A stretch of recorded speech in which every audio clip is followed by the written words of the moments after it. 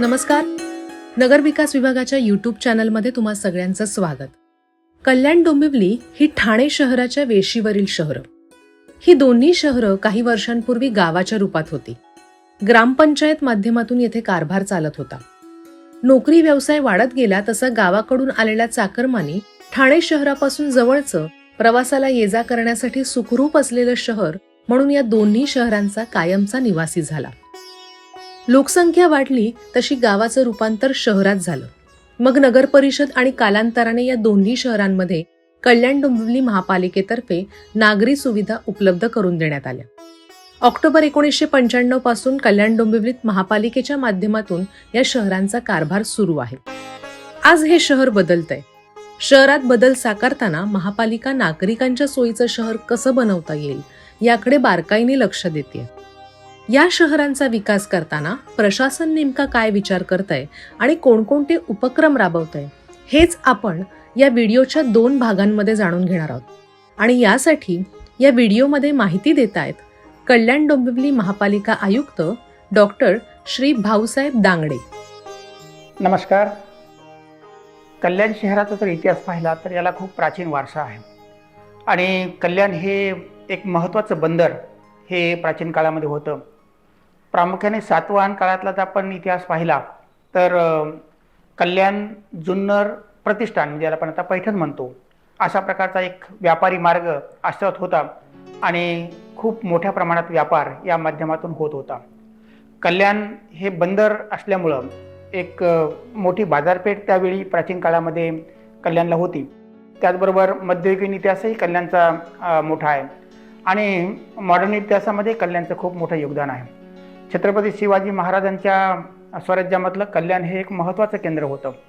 याच ठिकाणी नौदलाची स्थापना महाराजांनी केलेली होती आणि एक दूरदर्शी राजा म्हणून नौदलाची स्थापना करून महाराजांचं जे वाखाणलं जातं त्याच्यामध्ये कल्याण ह्या शहराचं खूप महत्त्व आहे. त्याचबरोबर डोंबिवली शहराचं जर आपण पाहिलं तर एक सांस्कृतिक शहर म्हणून डोंबिवलीचं ओळख आहे.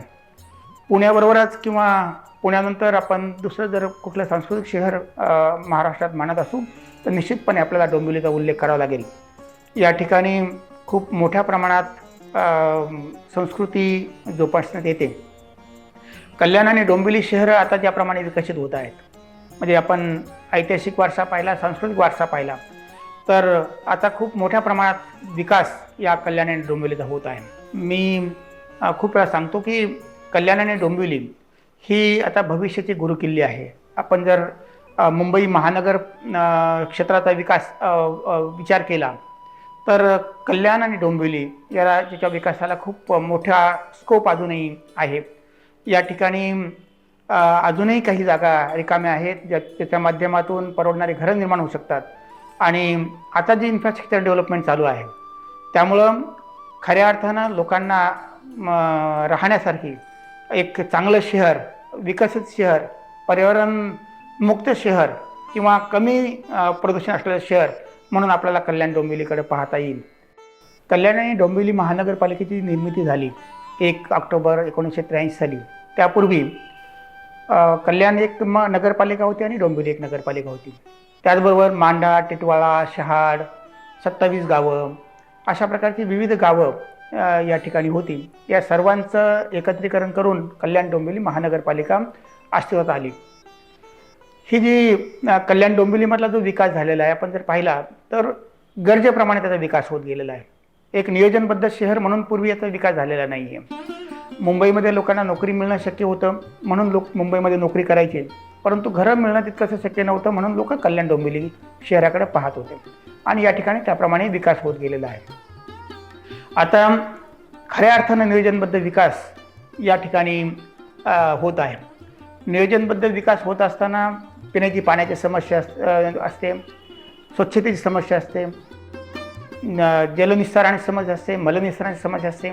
तर या समस्येकडे आता मोठ्या प्रमाणात लक्ष दिलं जात आहे. पाणीपुरवठा योजनांच्या अनुषंगाने कल्याणला उल्हास नदीवरून पाणी पुरवठा होतो. त्याचबरोबर बारवी डॅम जो आहे त्या डॅममधूनही MIDCच्या माध्यमातून पाणी पुरवठा होत असतो. आता आपण अमृत 2 मधून 4 योजना या ठिकाणी नव्यानं सुरू करत आहोत.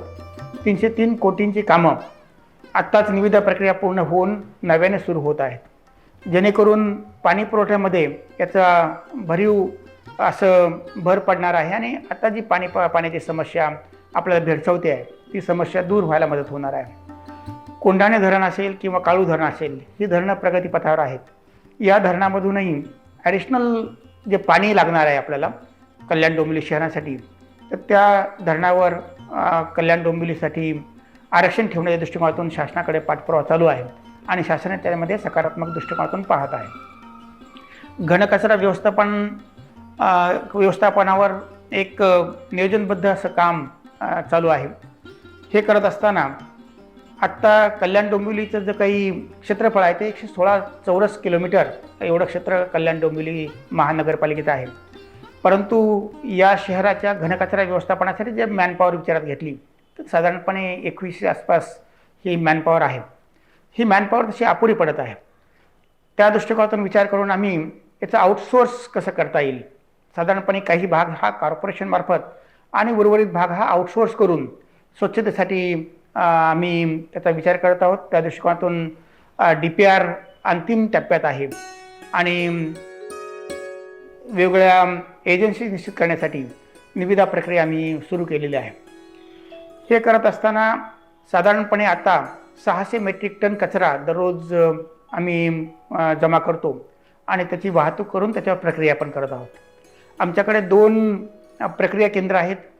एक उंबड या ठिकाणी आहे की ज्या ठिकाणी मिक्स वेस्ट आम्ही त्याच्यावर प्रोसेसिंग करतो आणि कंपोस्ट मेकिंग करतो. 12वे या ठिकाणी जे आमचा प्लॅन्ट आहे त्या ठिकाणी आम्ही सुक्या कचऱ्यावर प्रक्रिया करून RDF तयार करून ते RDF बाहेर सिमेंट फॅक्टरीजना वगैरे विकत असतो. आणखी नव्यानं कॉम्प्रेस्ड बायोगॅस तयार करण्याबाबत आम्ही 100 टन्स पर डेचा एक प्रस्ताव शासनाला सादर केला होता आणि त्याला स्वच्छ भारत मिशन 2मधून आत्ताच मंजुरी मिळालेली आहे.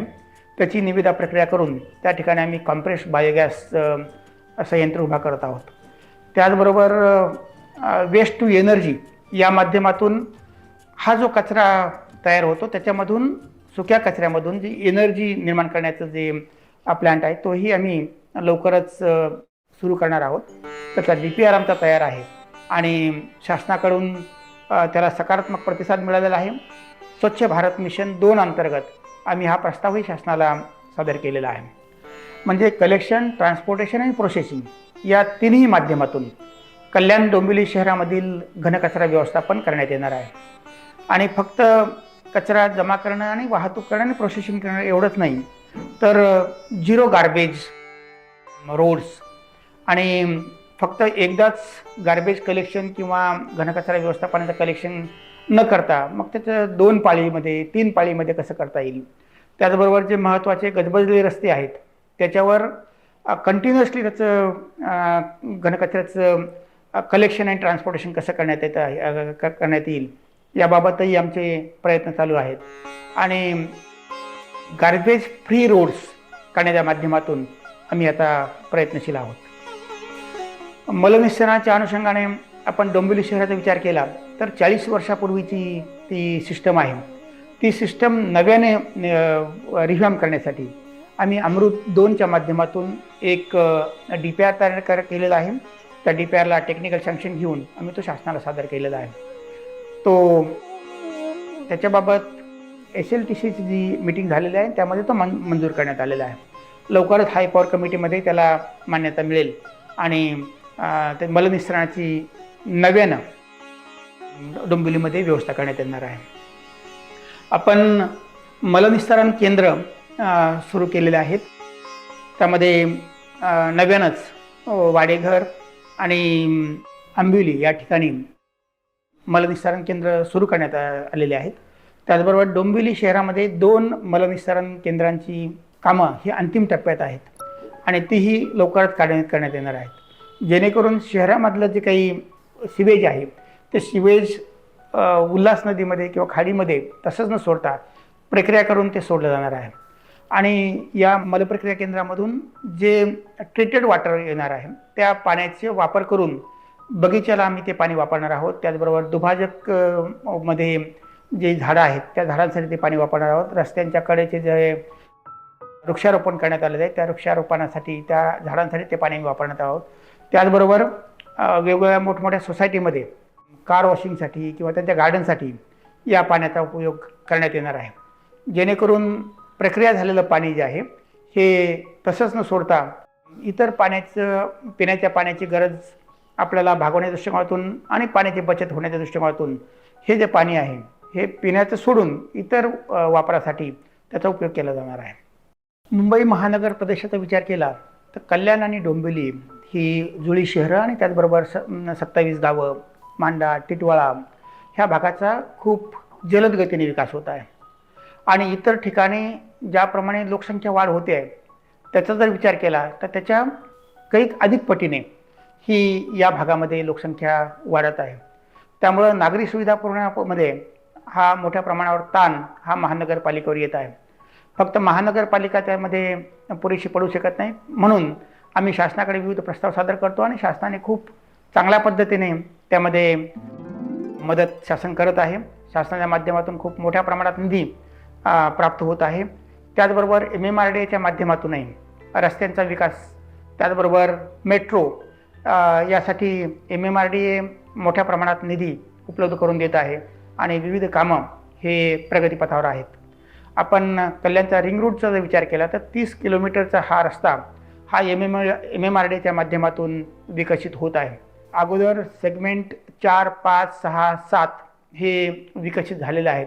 आता सेगमेंट 3 आणि सेगमेंट 8 हा पण MMRDAच्या माध्यमातून विकसित करण्यात येत आहे. कल्याण डोंबिवली महानगरपालिका हद्दीमध्ये महानगरपालिकेच्या शाळा आहेत. या शाळांचं डिजिटायझेशन करून विद्यार्थ्यांना अधिक चांगल्या प्रकारे शिक्षण कसं उपलब्ध होईल या दृष्टिकोनातून कल्याण डोंबिवली महानगरपालिका प्रयत्नशील आहे. स्मार्ट स्कूलमध्ये स्मार्ट क्लासरूम निर्माण करण्यात येत आहेत.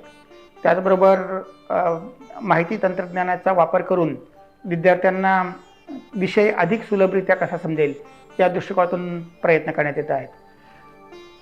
विविध सेवाभावी संस्था या ठिकाणी नव्यानं शैक्षणिक संस्था येत आहेत आणि चांगल्या प्रकारची शैक्षणिक सुविधा या ठिकाणी निर्माण होत आहेत.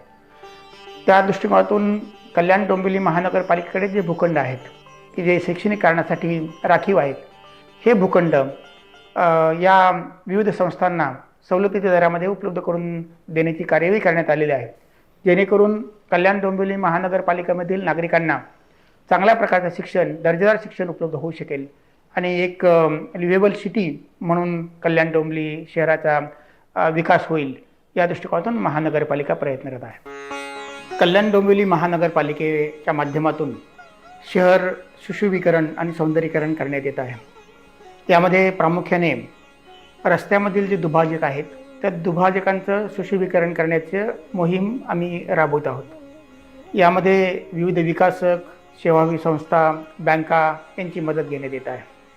या माध्यमातून हे दुभाजक हे त्यांना 5 वर्षांसाठी देण्यात आलेले आहेत, जेणेकरून त्यांनी या ठिकाणी शोभिवंत झाडं लावावीत आणि त्यांचं देखभाल ठेवावी.